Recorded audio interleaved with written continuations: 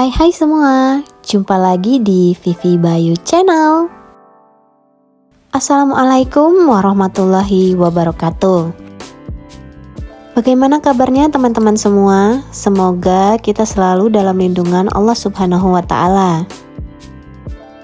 Teman-teman, kadang kita terpikir bahwa tidak ada cara untuk membuat kehidupan ini selalu enak.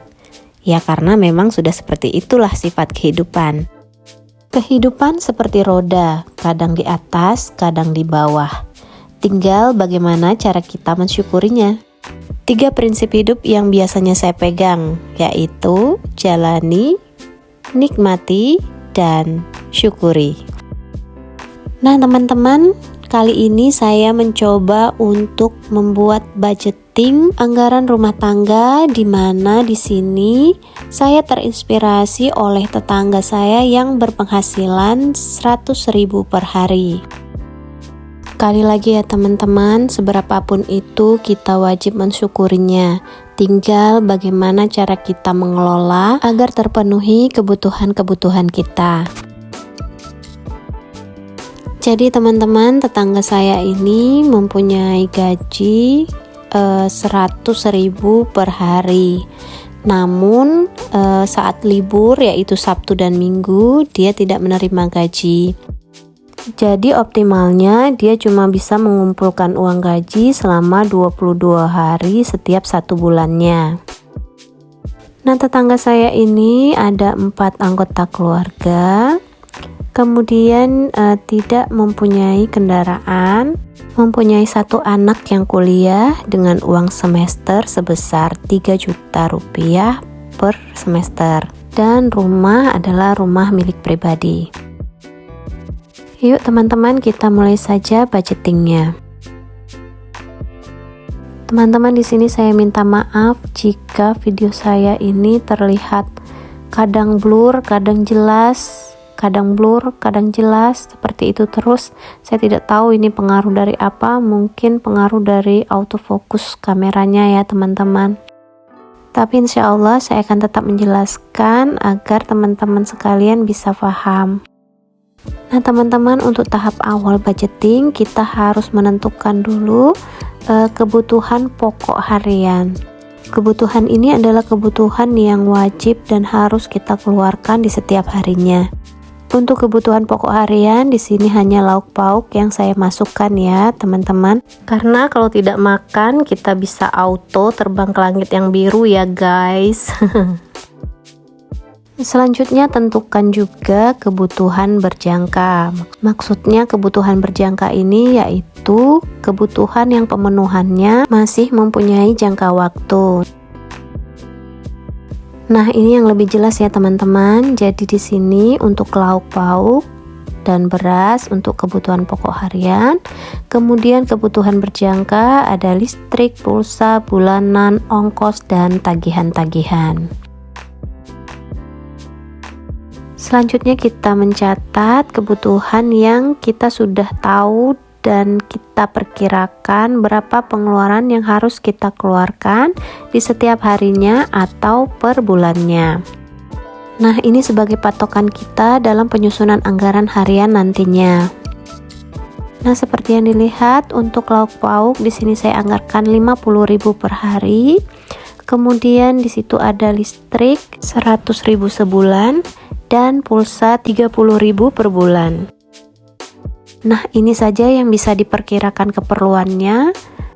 Sisanya akan kita anggarkan di penganggaran harian.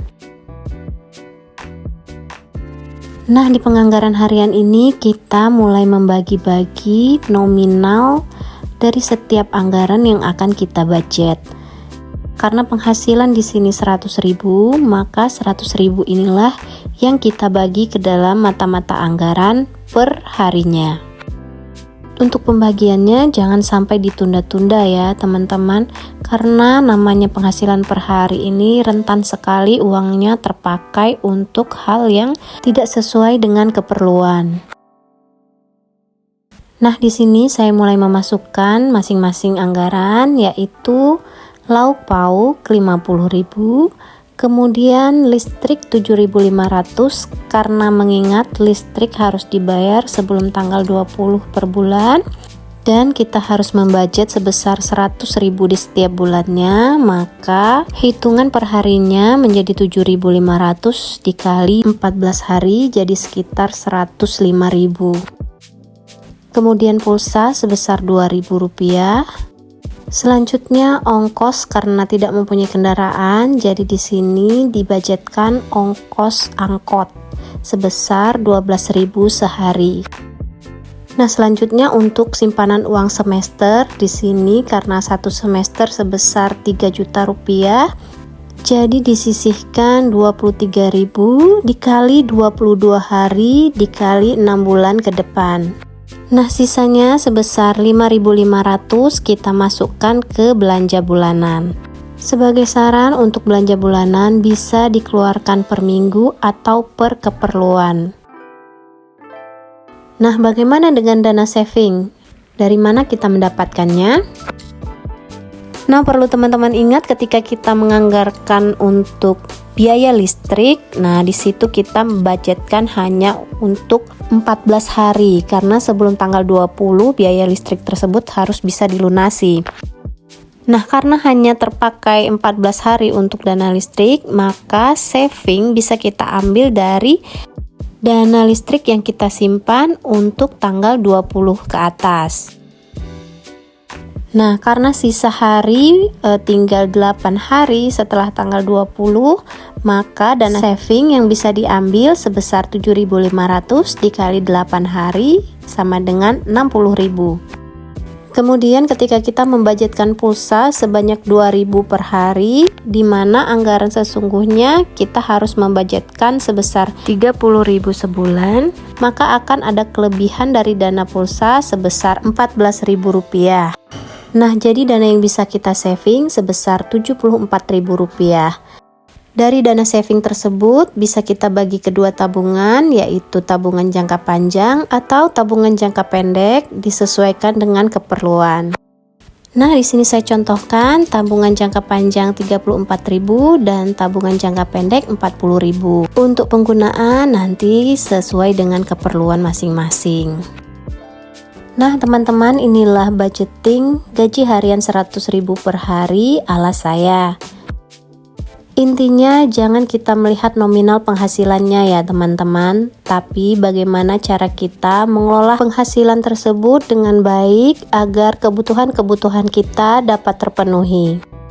Nah teman-teman, demikianlah video saya kali ini. Semoga video ini bermanfaat untuk kita semua. Tetap semangat mengelola anggaran dengan penghasilan seberapapun itu.